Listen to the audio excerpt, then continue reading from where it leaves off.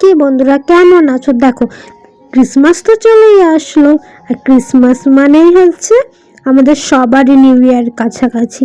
তাই আমি সেটার সঙ্গে সামঞ্জস্য রেখা কিছু একখান বানানোর চেষ্টা করতে আছি। তাই আমি পাইপ নিয়ে আছি।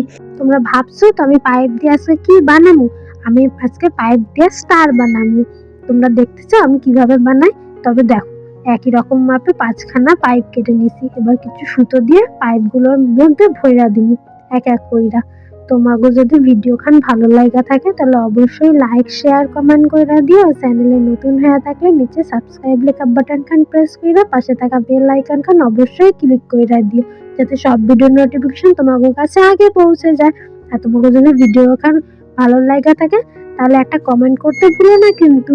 এতদিন ধরে এই পাইপগুলো আমাদের বাড়ি পড়েই ছিল, তাই আমি এতদিন ধরে ভাবছিলাম কি বানাবো।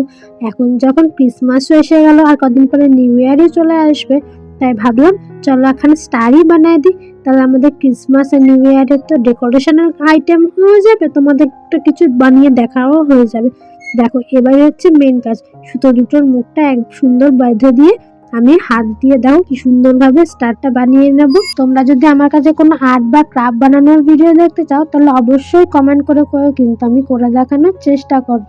দেখো দেখতে পাচ্ছ সুন্দরভাবে আমি স্টার বানানোটা হয়ে গেছে। তবে এই অবধি থাক, বাকি কথা হবে পরের ভিডিওতে। এবার বলো কেমন হয়েছে?